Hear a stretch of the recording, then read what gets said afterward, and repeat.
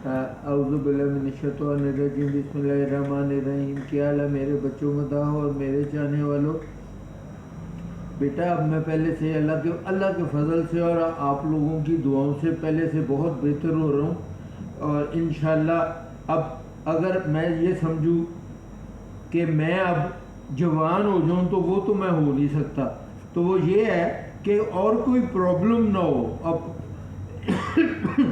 پرسوں کا میں نے ریس کورس پارک میں جانا شروع کر دیا واک کرنے، پر میں نے پرسوں وہ کیا بھی تھا، آپ لوگوں کو بتایا تھا، جو چکر میں 25 اور 30 منٹوں میں کیا کرتا تھا، کل میں نے پرسوں، آج تو میں نے ٹائم نہیں دیکھا، پر پرسوں میں نے دیکھا تھا، میں نے وہ 60 منٹوں میں 1 گھنٹے میں ہوا تھا۔ اور اب آج میں نے تھوڑی سی تیز کرنے کی کوشش کی ہے، پر مجھ کو درد ہونے لگ پڑی تھی ادھر، تو اس لیے میں پھر اب آہستہ آہستہ ہی میں کرتا ہوں۔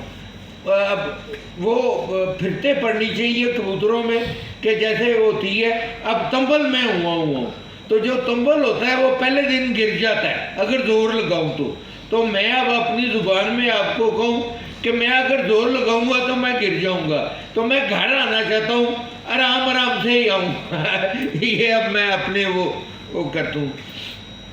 اور بیٹا میں کوئی اختلاف یا کوئی وہ نہیں، میرے چھوٹے بھائی ہیں حبیب مغل، اللہ اس کو زندگی لمبی دے، وہ بڑی خدمت کرتا رہتا ہے کبوتر بازوں کی، وہ میرے ساتھ رابطے میں رہتا ہے، وہ مجھ کو سوال کرتا رہتا ہے، میں اس کو جواب کرتا رہتا ہوں، یہ بالکل بڑی اچھی بولی وہ خدمت کر رہا ہے۔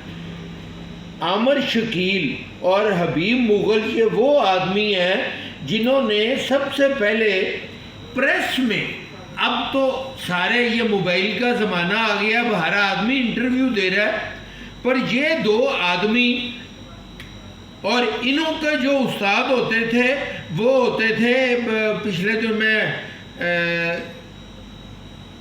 میں ان کا نام بھول گیا ہوں ابھی، سہیل ظفر صاحب، اللہ انہوں کو جنت نصیب کرے۔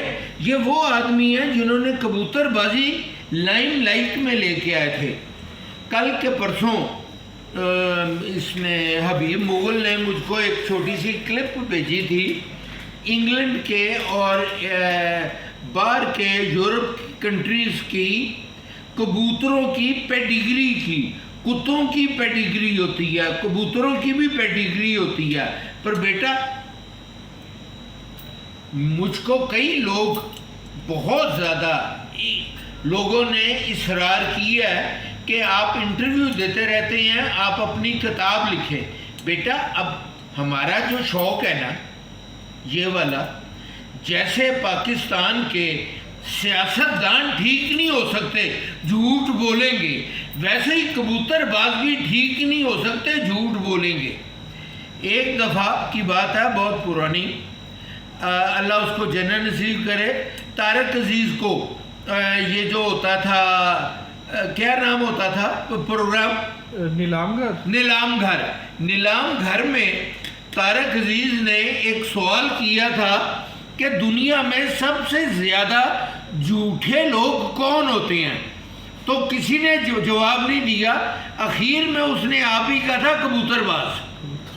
اب میں کبوتر باز ہونے کے باوجود میں یہ ایکسپٹ کر رہا ہوں، پیڈیگری بہت اچھی چیز ہے، ہر چیز وہ کرے، پر اب پاکستان میں ایک کبوتر باز، میں نے آپ کو بہت سال پہلے بتایا تھا کہ جب ہم کسی کو کبوتر دیکھنے جاتے ہیں، جب وہ جوڑے دکھاتے ہیں، جب وہ بچہ دکھاتے ہیں، بچہ ان جوڑوں کا ہوتا ہی نہیں ہے، پر وہ اصرار کر رہے ہوتے ہیں کہ یہ اس کا ہے، تو اب ہم مان لیتے ہیں۔ اس نئی چیز میں پڑھنا نہیں چاہیے، پیڈیگری بہت اچھی ہے، جب تک پیڈیگری نہ ہو آپ وہ کر نہیں سکتے، جس کو پنجابی میں شجرہ کہتے ہیں اور خاندان، اردو میں خاندان کہتے ہیں، اور انڈیا میں کوک کہتے ہیں۔ یہ بڑی اچھی چیز ہے پیڈیگری کی، اور بہت سارے لوگوں نے مجھ کو کہا کہ آپ انٹرویو بیٹا میری طبیعت نہیں تھی نہیں، اب میں ادھر بھائی کے بیٹے کے پاس آ جایا کروں گا، میں انٹرویو دے دیا کروں گا۔ سارے لوگوں نے مجھ کو کہا ہے کہ پرزرو کرنے کے لیے، اچھے کبوتروں کو سنبھالنے کے لیے کیا کرنا چاہیے؟